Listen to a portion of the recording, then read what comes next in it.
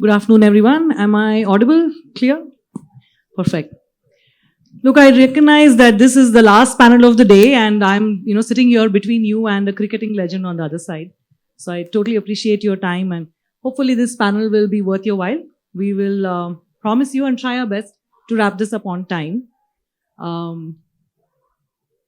With that said, I think, look, we've spoken a lot about the influence of AI on various aspects of business, the kind of impact it can have on different domains across various sessions in Confluence. At Zinnov, we feel that while organizations are ramping up their AI investments, it is also imperative of them to look at cybersecurity as a lens.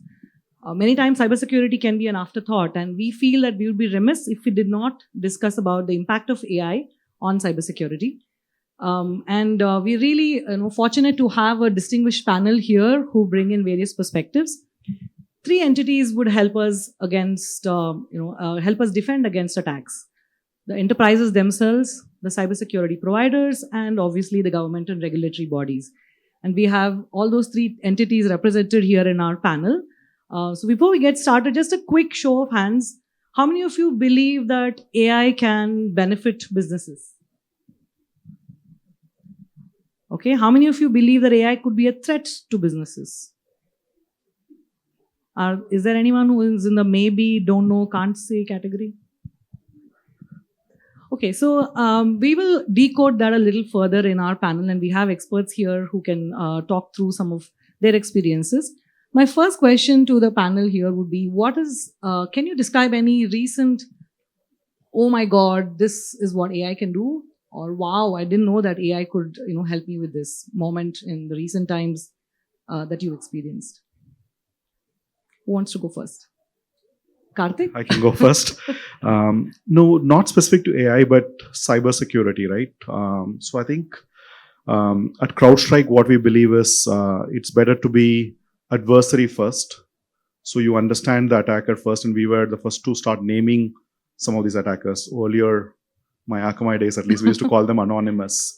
And that didn't help a lot because there are a lot of anonymous. What about the anonymous from North Korea? What about the anonymous from Pakistan or wherever it is? So one of the recent incidents happened which really blew my mind was with a BPO client of ours. We don't want to name them for obvious reasons.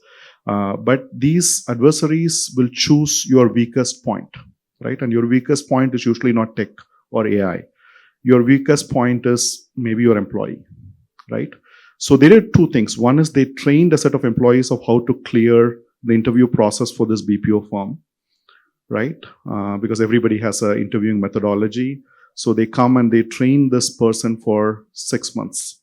And imagine somebody from North Korea who's proficient in English training somebody in Bangalore of how to crack the interview process for this company. And the person comes, joins the company, starts making changes to your identity directory, right? And the problem with the identity directory, it's 5-10 years old in terms of legacy, and you don't have a lot of logs there. So they start making changes, and then somebody calls the call center and impersonates like this person, right? And they call the call center of a retail client of this BPO firm, impersonates this person. So with a double attack, one, to target the hiring process, two, to target the support outsourcing, and they completely took over the firm, cost them a $300 million damage, right? No AI, just sheer pressure tactics to get you entry and target the system where you have no logs. So you can't blame the employee. To figure out what happened took the company a good 6 months. So crazy episodes of insider risks, and that just blows my mind. Thank you for sharing that, Karthik. That is interesting. Interview process being completely hacked must be scary for all the HR leaders out here. Would anyone else want to share? Urvashi, Joyce? Yeah, sure. So thanks, Aparna, and thank you everybody for joining us. Given the industry that I operate in, I'll have more oh my gods than wow. So one of the last, before this one I'm going to talk about, was Cambridge Analytica. That blew my mind. But the recent was where one of the organization in Hong Kong had to pay around USD 25 million because there was dynamic deepfake that is really pushing the envelope, where somebody can impersonate an individual in real time. So you don't know you're really talking to somebody real or deepfake in the world of virtual metaverse, borderless workspaces and all. And when you look at scenarios like this, what is interesting is to see that if in such situation AI is the question, it's AI what the answer is. So that has been like my oh my god moment. Thank you for sharing that, Urvashi. So as I have a evolutionary limit, so I can process only 120 bits per second. But AI can do it a lot more. It is doing. So as far as my personal work is concerned or professional, I am getting an OMG moment every day. But one concept that has stayed with me deep is the concept of technological singularity. I don't know how many of you have heard about it. So what happens is that it means that it is a point where AI becomes super intelligent. That is, it becomes a million times more intelligent than a human being. And it gains consciousness. That is, consciousness won't be the sole prerogative of human beings, which we think it is right now. So when it has consciousness and it has its intelligence, then it is going to have its own center. It is going to have its own identity. It is going to have its own ethics. Once it has all these, it will might or may not be aligned with the human beings as well. So it will be at the top of the evolutionary ladder because it is more intelligent than us. It will deal with us in the same way we deal with other organisms and animals who are below us in the evolutionary ladder. It will decide it wants to be our friend. It will decide it wants to be our enemy, or it wants to enslave us. And mostly it might enslave us because killing won't be an option because it takes a lot of cleaning. So enslaving is like they will get the work out of us. I do not know how it will happen. It might seem improbable to you right now, but the way things are moving, this technological curve might become exponential in future. Like some shares have become exponential. You can see the graph in 2-3 years. So similarly, technology is going in that direction. And for example, pen drive, when we were using floppy disk, we never imagined something like pen drive will come. So 45,000 pen drives, floppy disk can be there in a single pen drive. So in that direction, but therefore a lot of responsibility lies on those who are developing AI. They will have to see what sort of data is going into it, what sort of algorithms are being implemented, because what we write today will write us in future. So that is my OMG moment. Thank you, Ashish.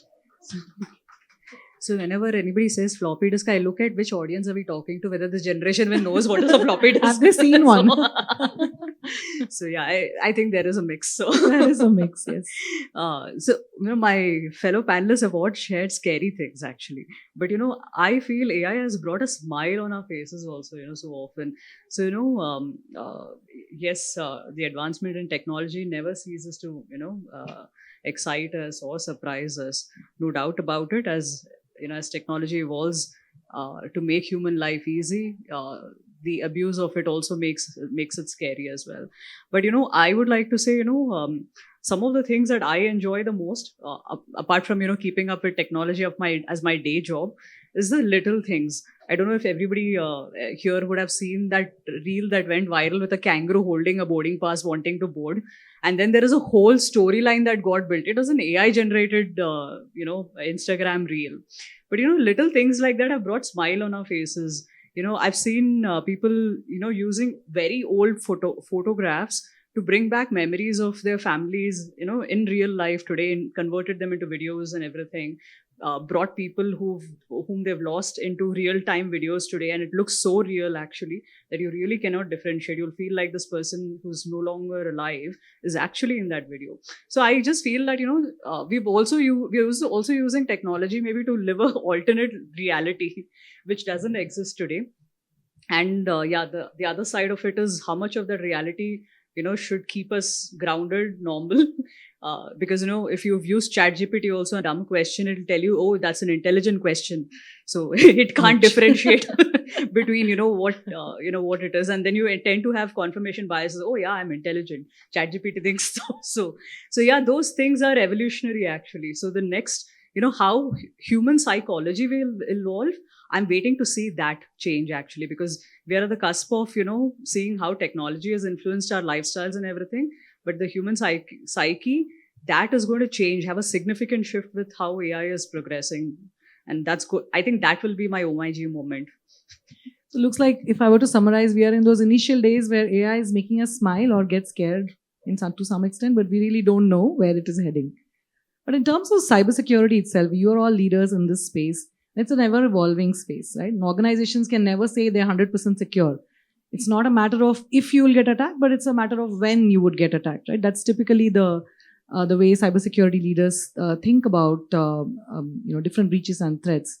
So, as leaders in this space, can you name or talk about a couple of cybersecurity challenges that every organization should care about or should worry about? Can we start with maybe Joyce or Urvashi?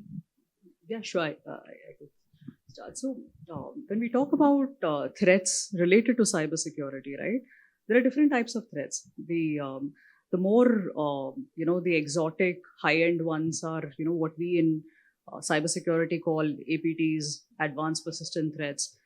Some of them could be state-sponsored. When I say state-sponsored, they have a political agenda. Nations try to use them, for various types of political agenda, either to cause economic disruption, financial instability, etc. So we have those kind of threats. Organizations that are typically important to nations, part of their critical assets, critical infrastructure, they are always subject. They're never far away from these kind of threats because any kind of a threat to the organization that's part of a nation's critical infrastructure can also impact a nation as well.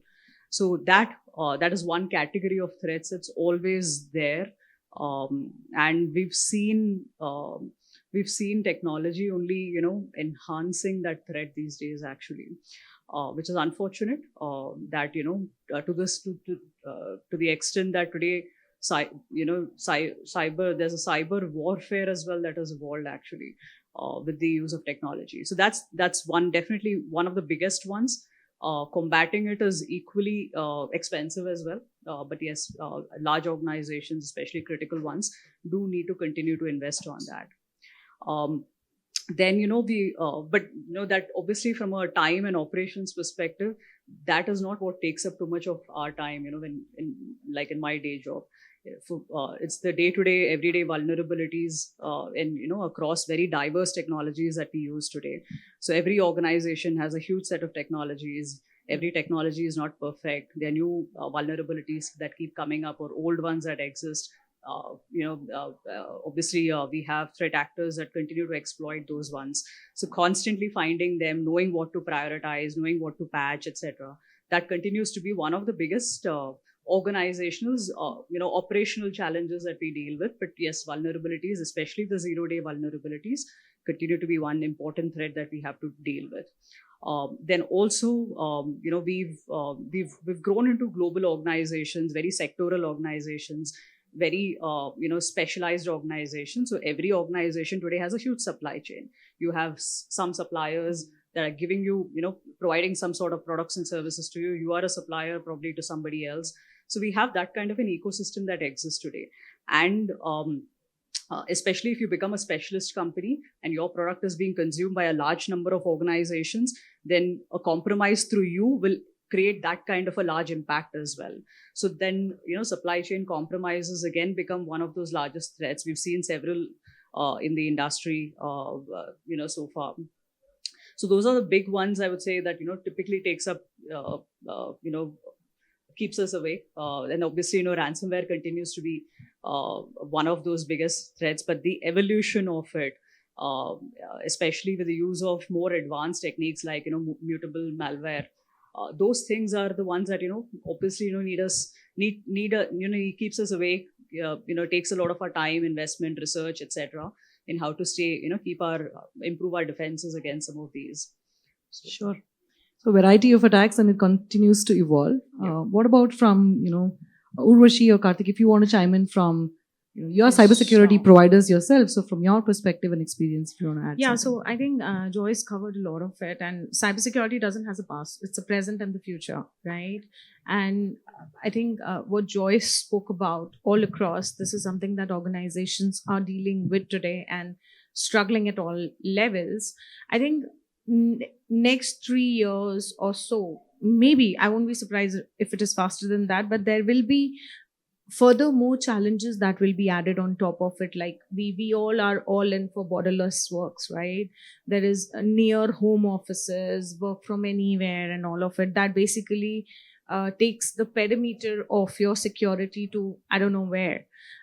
You have, I think, if you pick up the news and somebody is fighting with the other person, and now you don't fight with guns and bombs, you fight with cyber attacks. So there is a warfare, and that threat that organizations will have to deal with.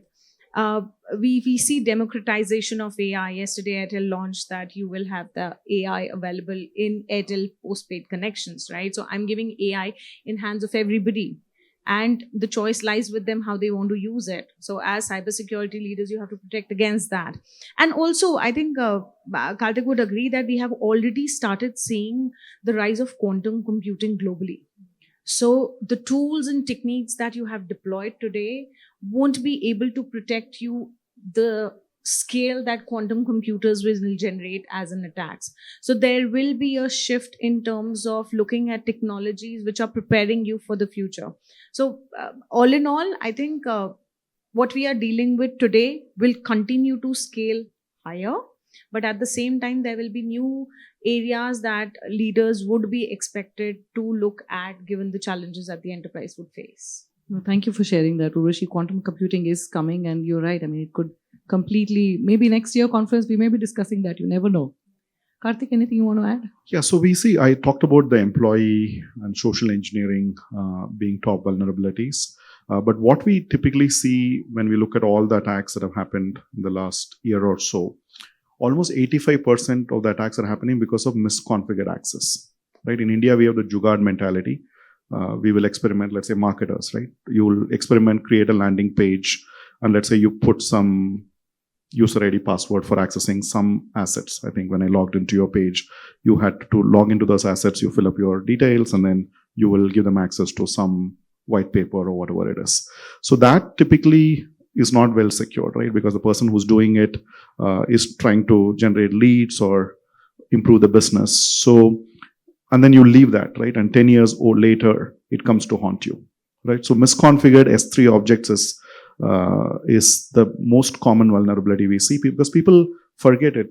Last year you created something and you didn't put all the access together, and that becomes the backdoor access for employees. The second thing that happens, and again in a hierarchical country like India, is typically people change roles, right? We are all ambitious. The product manager becomes a CEO or a product marketer or whatever it is.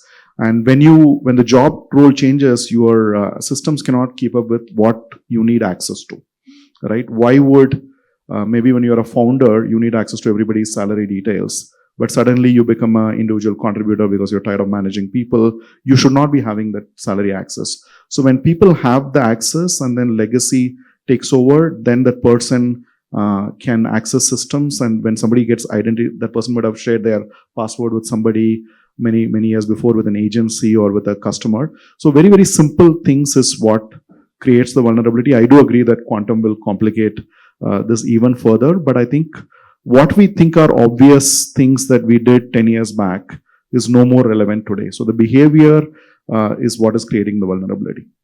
Thank you again for sharing that, Karthik. I think we are still way behind in fixing the easier vulnerabilities, and then we have the larger ones already coming our way. So it seems like it's going to be a perfect storm. Ashish, you bring in the regulatory perspective here, and telecom networks are responsible for disseminating information to millions of people in India today. They are also vulnerable to large-scale attacks. So anything that you want to share on the top security challenges there? So whatever data that we have right now, number one is the phishing attacks. If we talk about the RBI data, more than 25% breaches happened because of phishing. And even Certain had released one information that in last 1 year, BFSI sector has faced more than 175% increase in the phishing attacks. So that is one thing. And they have also released an advisory regarding multi-factor authentication and other things, like awareness is one of the primary requirements. Second is the distributed denial of attacks that are happening. So we are seeing a lot of attacks on the services, for example, payment gateways. telecom infrastructure and e-governance websites nowadays. So it applies to organizations as well. Third is the ransomware, where data is encrypted and then you have to pay ransom to the attacker. We all remember the AIMS breach that happened 3 years ago. So that is one important thing. And last but not the least, supply chain attack is there. What happens is the third parties, vendors that we are using, their hardware or software is compromised, and then actual target is someone else. So the attacker gets into their network and then to the intended party. So these are the 4 top attacks that I can remember of, and that is on the top of our list. Thank you again for sharing that, Ashish. I think in the world of AI, it can play both a hero and a villain. We all agree with that.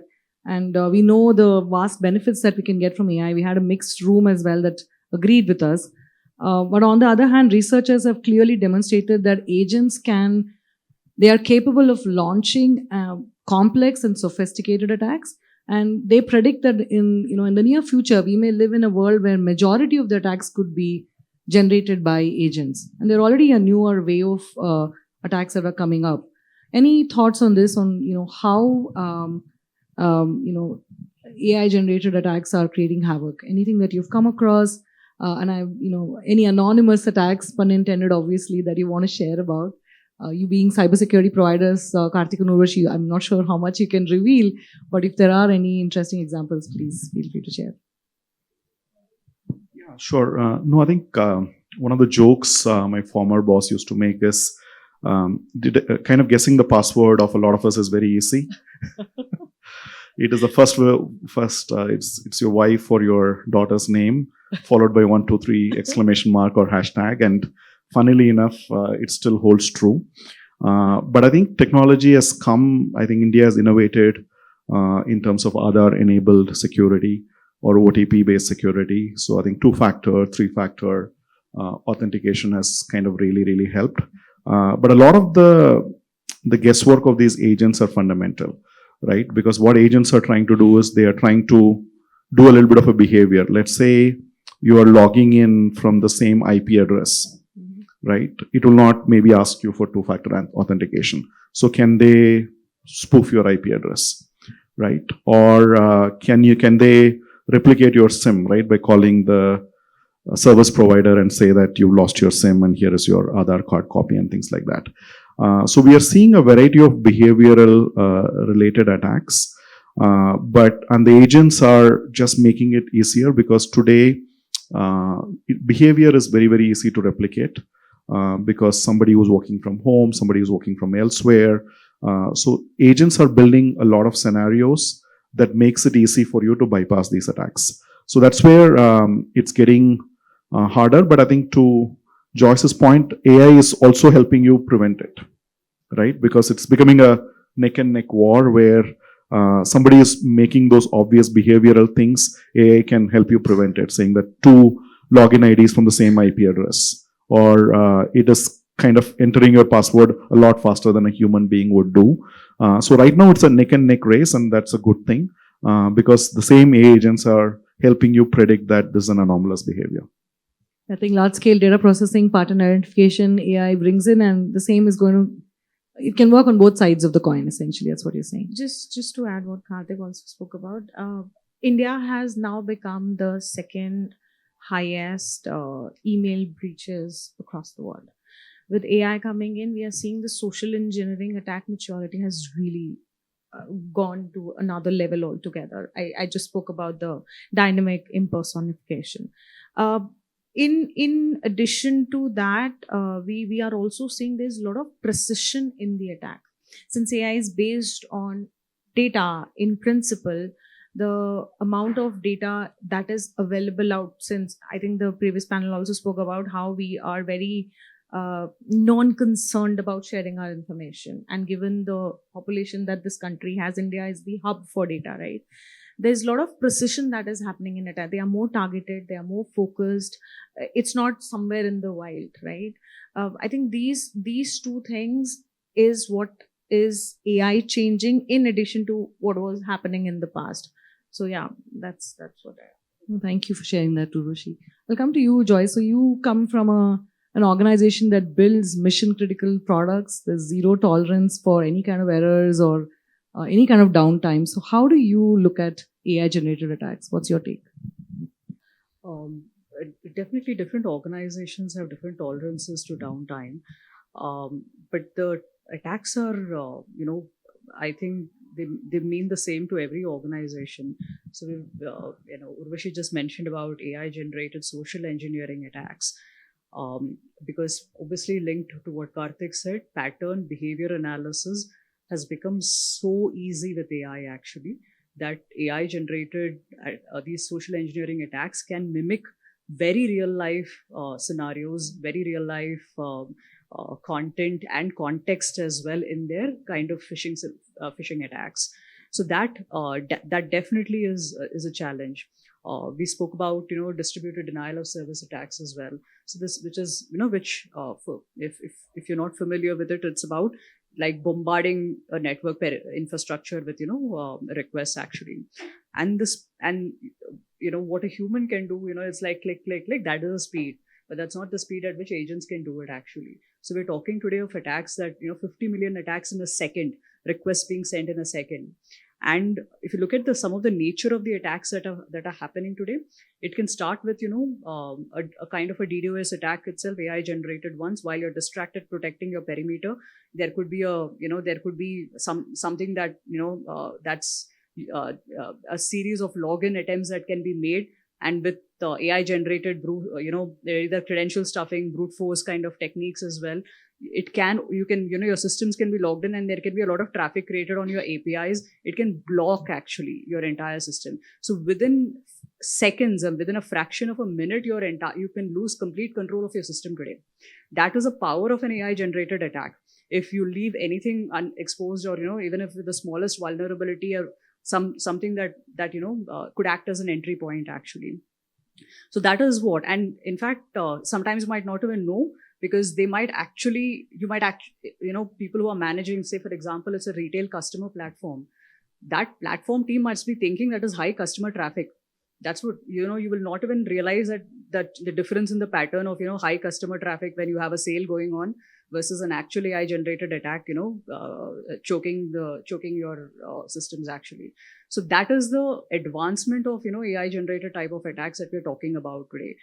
And in order to deal with it, right, so some businesses like manufacturing, if our systems are attacked, yes, we have critical downtime, but we also have manual processes probably we can switch to, but may not be the same for like retail segments actually. Maybe may not be the same for customer like B2C kind of businesses, where they lose millions, billions, probably whatever it is, through that kind of a downtime actually.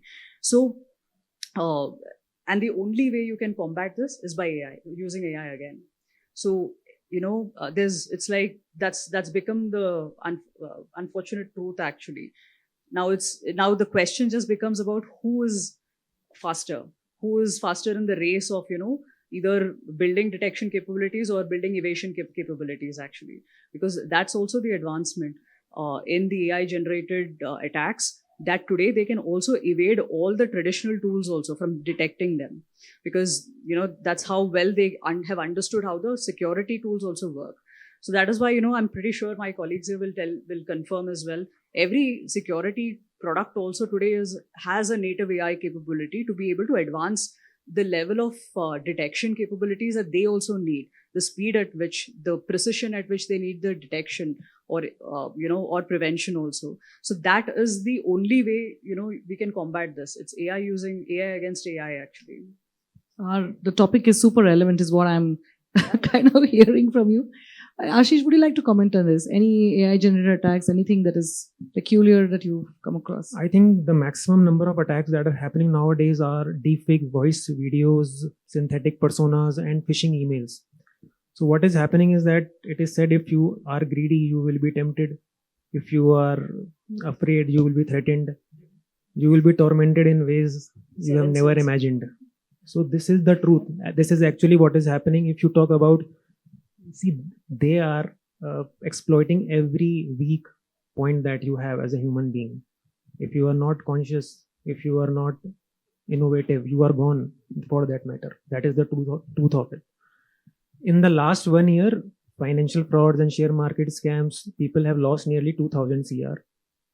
If you say that these are not so, they were not so intelligent, then there is another scam that has happened in July itself, where one of the VPs of a multinational banks transferred 1 crore to one of the third parties.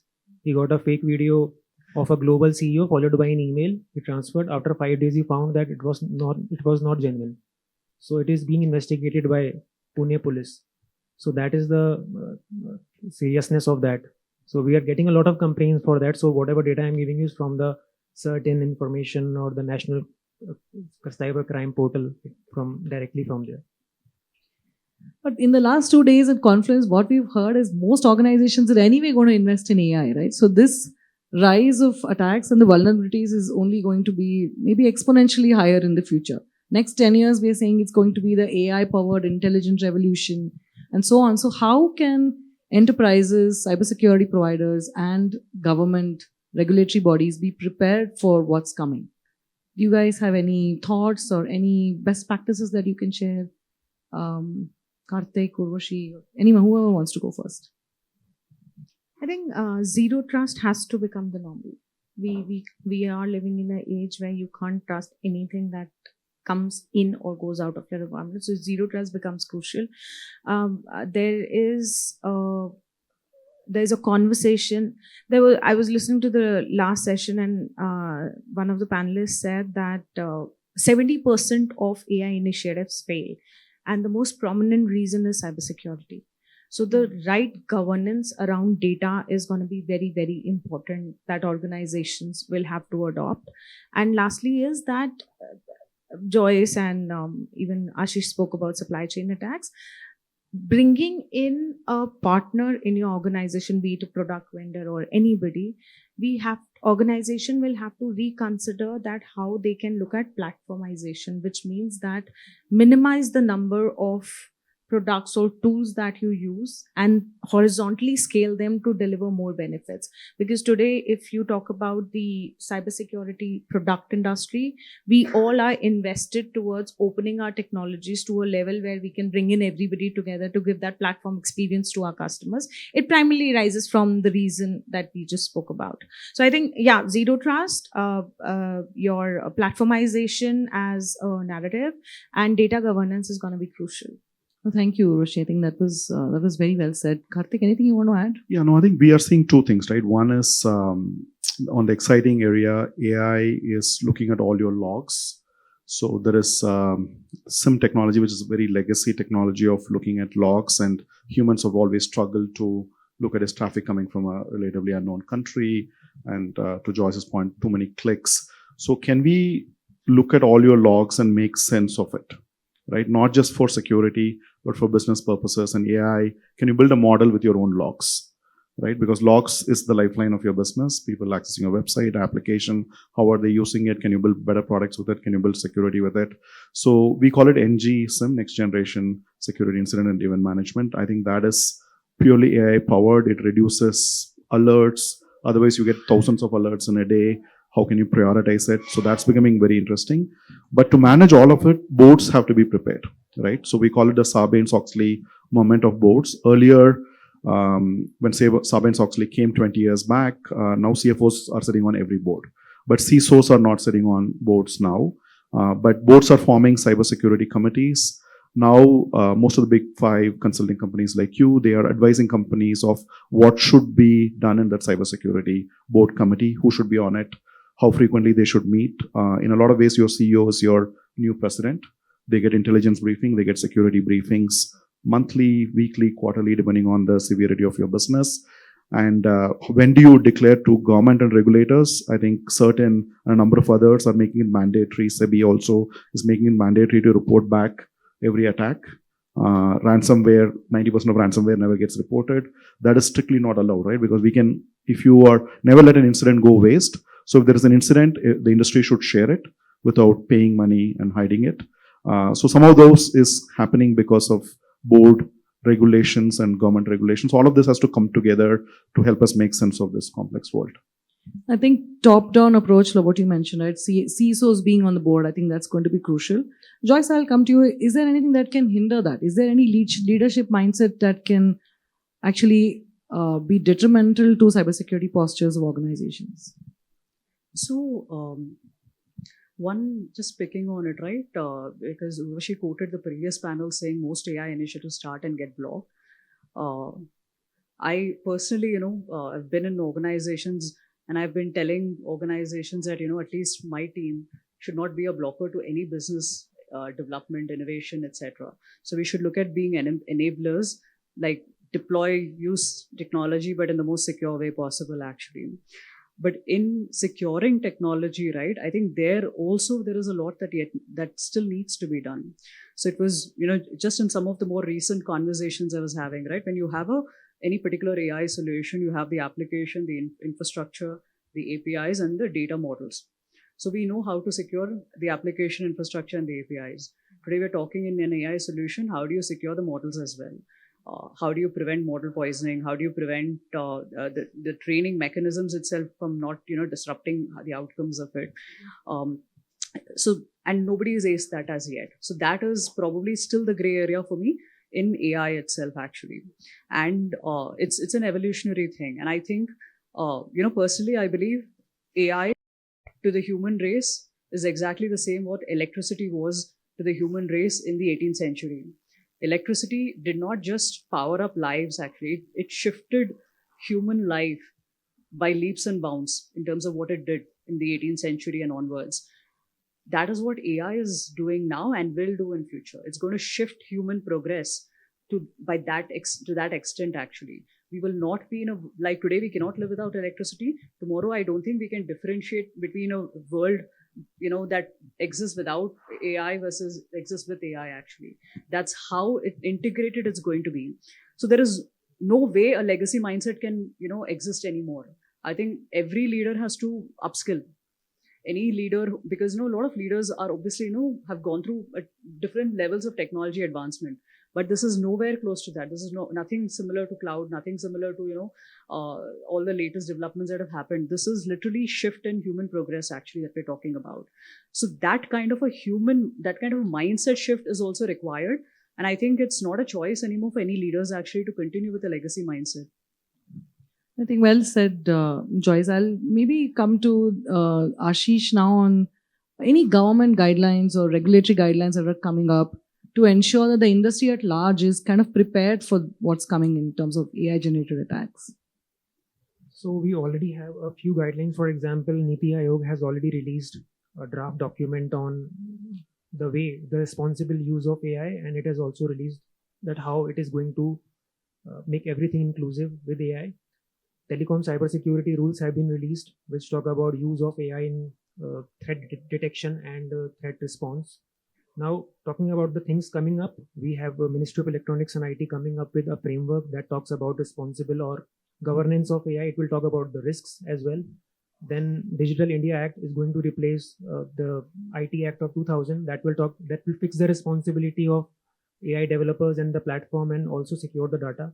CEB and RBI are also coming up with their guidelines in the respective areas. So many different things coming up. Yes. Hopefully the industry, will catch up with all of those guidelines.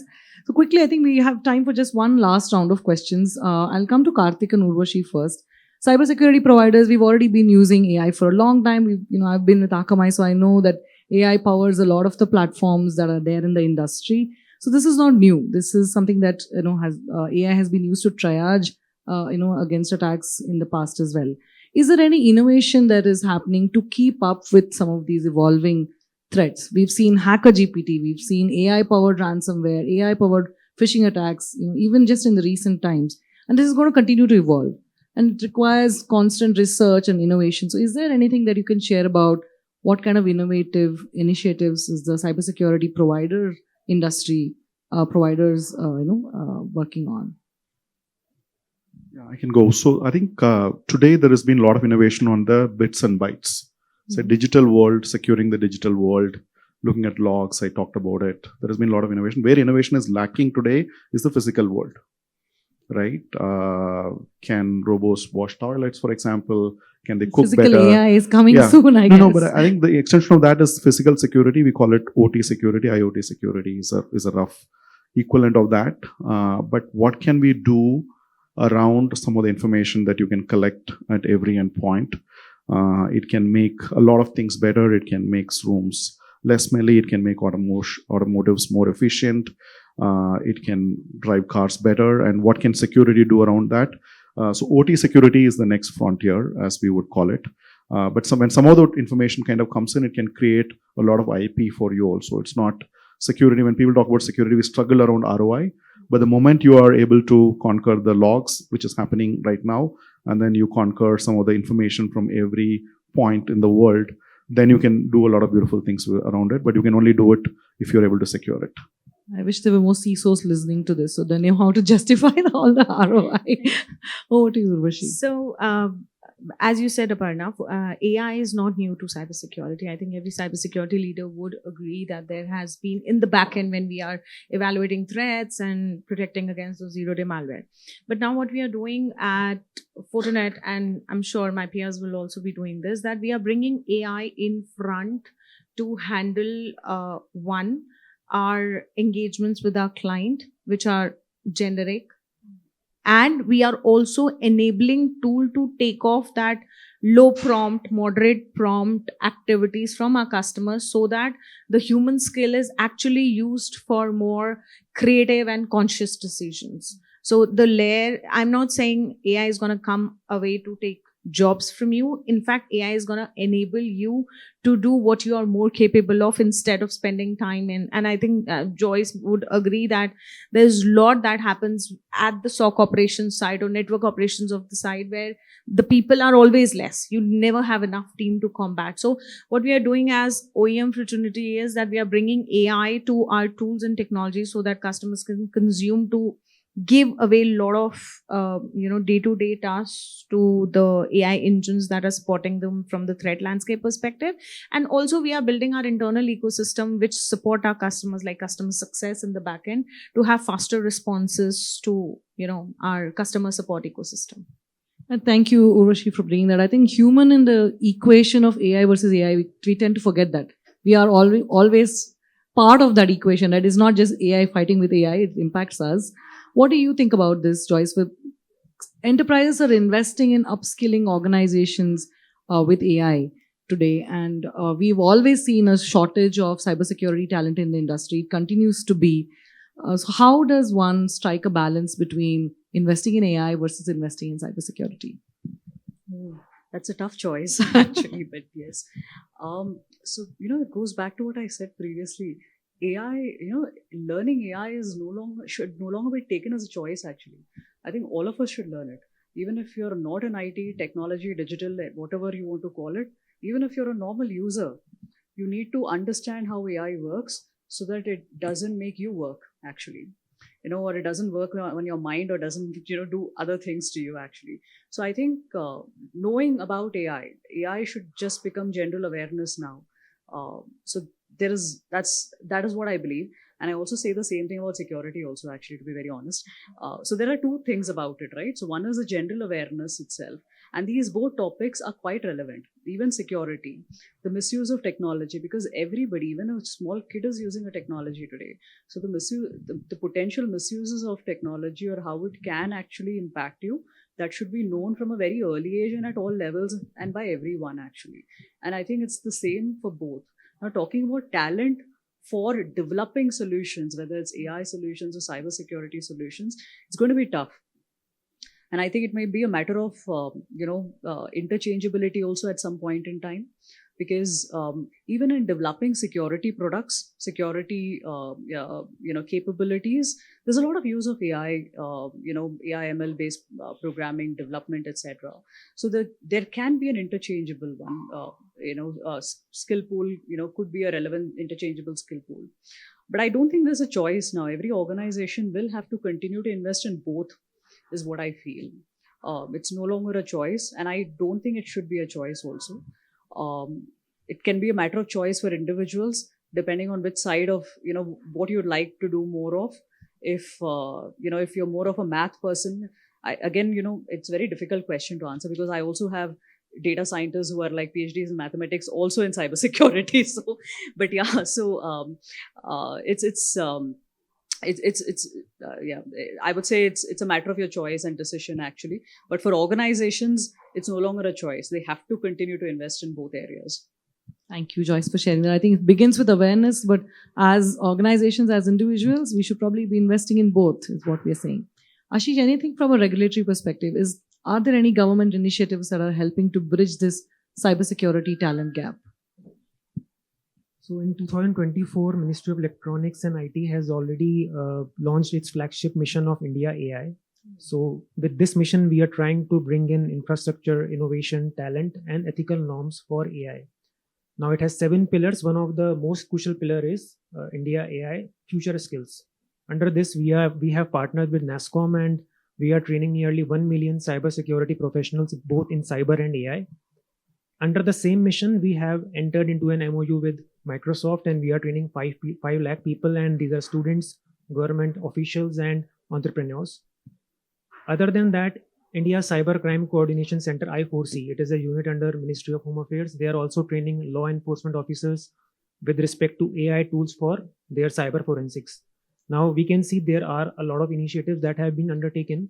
The only thing that has to be kept into mind is that the trainees should have a hands-on experience in the laboratories, and they should be a part of simulation red team versus blue team exercises. That I think it is lacking, but that has to be done. Thank you, Ashish. I think it's great to hear those numbers, 1 million, 5 lakh, but we are a billion plus people already in India. So hopefully, this problem can be solved in the near future. Not everyone will get the weapons. Weapons will be with a few, With but a few. everyone should have the courage. Courage, yes, no, rightly said. I think we are at time. In conclusion, I think in the war of AI versus AI, clearly all of our panelists agree here that the human element is the most important. We are the ones who will either emerge as winners or losers. And as organizations ramp up their investments in AI and they look at it and evaluate AI investments through the lens of ROI, culture, talent, it is imperative for them to look at AI investments through the lens of cybersecurity as well. All it takes is one ransomware attack, one zero-day attack, and that's the difference between revenue and reputation. So thank you all for sharing your valuable insights and your time with us.